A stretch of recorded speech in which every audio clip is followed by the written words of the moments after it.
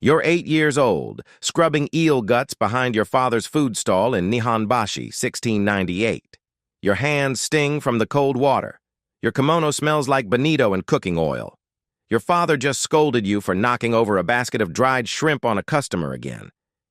The alley hums with mosquitoes and charcoal smoke. You smell like the day's catch, not a person. But no one's paid attention to you long enough to care until today. Two women appear. They do not belong here. Their robes shimmer like dragonfly wings.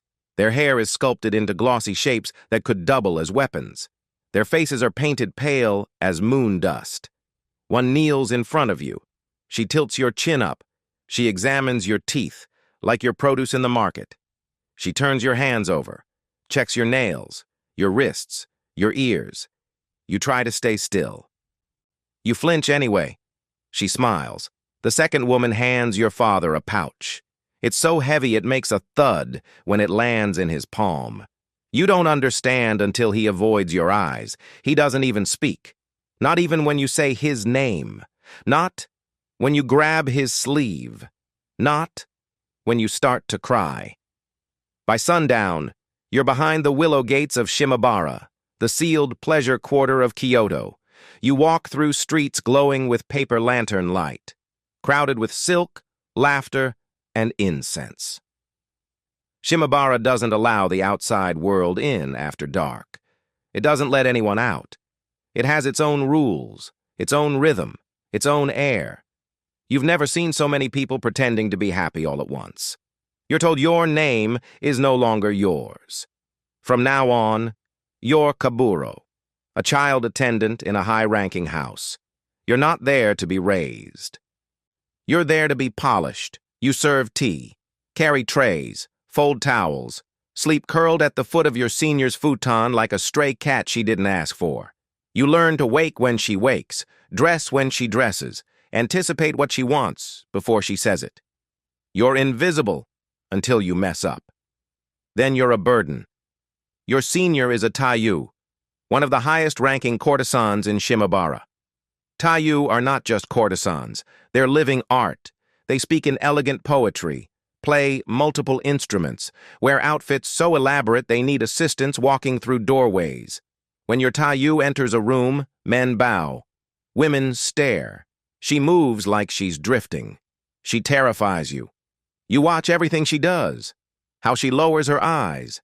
How she picks up her fan. How she smiles without giving anything away. You memorize her habits. The way she tilts her head when a man bores her. The way she laughs when she wants something. The way she goes completely still when she's angry. You dream of becoming her. You fear it just as much. The first time you drop a teacup, she doesn't look at you. She just waits. You clean it up. Your hands shake. She still doesn't look. That night, you sleep on the floor. No futon, no blanket. You learn. By 13, you've been promoted to Furisode, an apprentice courtesan. Your training begins in earnest. You study tea ceremony. Every movement has meaning. Every gesture tells a story. You study calligraphy. Your brush strokes must be perfect. One mistake ruins the entire page. You study etiquette, how to sit, how to stand, how to breathe without being heard. You study dance. Your instructor hits your ankles with a bamboo stick when your feet land wrong. She hits your wrists when your hands drift. She hits your back when you slouch. You learn not to cry. Crying gets you hit again. You study music. You learn to play the koto until your fingers blister and bleed. The strings cut into your skin. You wrap them in cloth and keep playing. You memorize Tang Dynasty poetry, the Pillow Book, the Tale of Genji. You recite them in your sleep. You learn to walk so softly the tatami doesn't rustle, to kneel for hours without shifting, to pour sake with such grace it looks like moonlight spilling over stones. You're not allowed to laugh openly. You must smile without showing teeth. You must always speak in the soft, high register expected of women in Shimabara. Refined, delicate, rehearsed. You practice your walk every morning, 30 minutes. Your feet ache, Your legs tremble, you keep going. You practice your smile in the mirror. It must look effortless, natural, real, even though nothing about it is real. When you're 16, the house mistress wakes you before dawn. It's time. Your debut walk. The dochu has been arranged. 2 assistants help you into an embroidered kimono. It's so heavy it might break your spine. Its sleeves drag behind you like silk rivers. Your obi is tied in the front, a visible sign that you are available for purchase. Your hair is styled into a towering lacquered construction, decorated with dozens of silver pins and coral combs. The weight alone gives you a headache. No one cares. Your feet are strapped into okobo, wooden sandals nearly 7 inches high. You trained for this walk.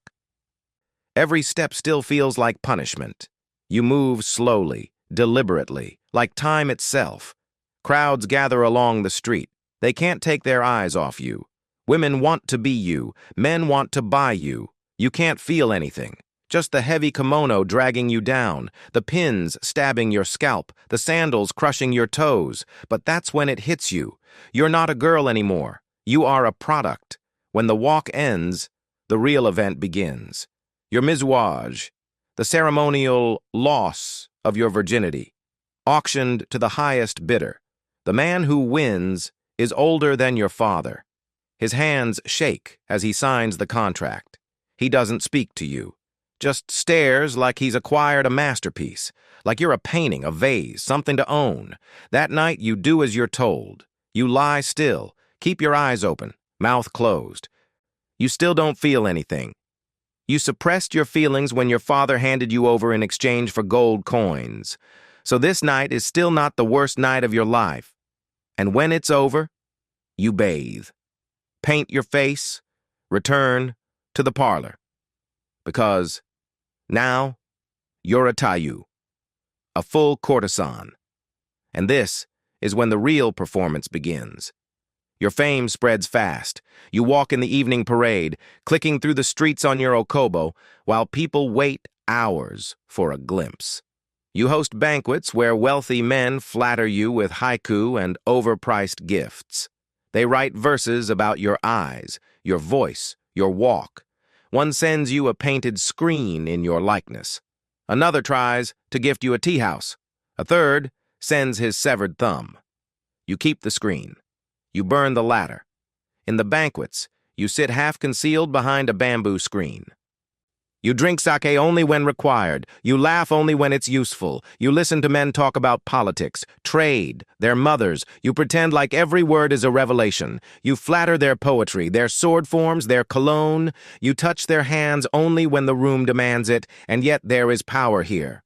Unlike lower-ranked courtesans, you can say no. If a man disgusts you or bores you, you can politely refuse. Most won't risk the shame of rejection. They'll bow. Apologize.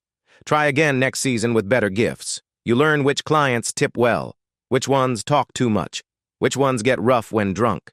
You learn to read a room in seconds, to know who has real money and who's pretending, to smile at the Lord while ignoring the merchant, even though the merchant will pay more. You spend your 20s being worshipped. Your calendar is booked weeks in advance. Your name becomes synonymous with elegance. Poets write about you. Artists paint you. A playwright creates a character based on your mannerisms. You see yourself performed on stage. It's strange. She doesn't look like you, but she moves like you, talks like you, smiles like you. You don't know how to feel. But then the silence creeps in. The younger Furisode are prettier, fresher, faster. They laugh harder, bow deeper. Their skin hasn't been caked in white paint for a decade. Their knees don't crack when they stand. You notice when your name is bumped off a guest list, when your fan doesn't get a second glance, when the house mistress stops mentioning you in advertisements. Then you begin to think the unthinkable, freedom. But freedom has a price tag. Every meal you were served, every kimono you wore, every music lesson, every sandal, every hair ornament, it's all debt. You've been working for years. You haven't even paid off your own shoes. The house keeps meticulous records. They show you the ledger, point to the numbers. You owe more now than when you started. Some Taiyu marry out. A rich patron falls in love, redeems your contract, offers a new life, but most fade into the background. They become house mothers, trainers, or disappear into private rooms no one enters anymore.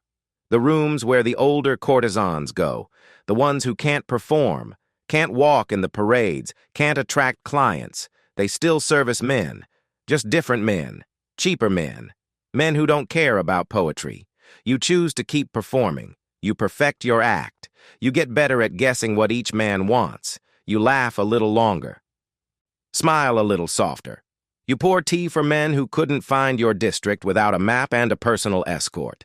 And sometimes a young client looks at you, not with lust, but with recognition, like he sees something real beneath the paint.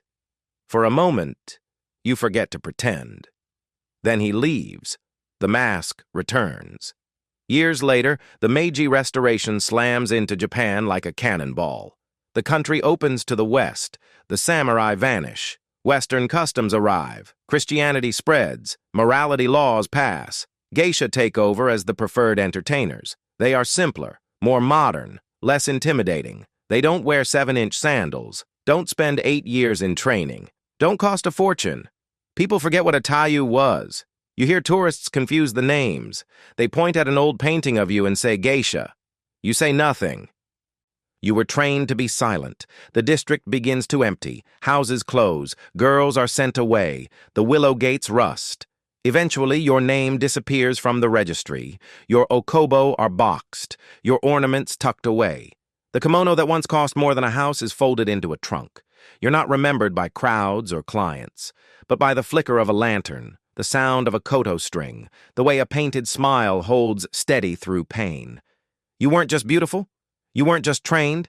You were curated, calculated, the most expensive illusion Japan ever built. And now you're 40, maybe 45. You've lost track. You work in the back of the house now. You train the girls, the few who still come. You show them how to walk, how to pour, how to smile. They don't listen. They think they know better.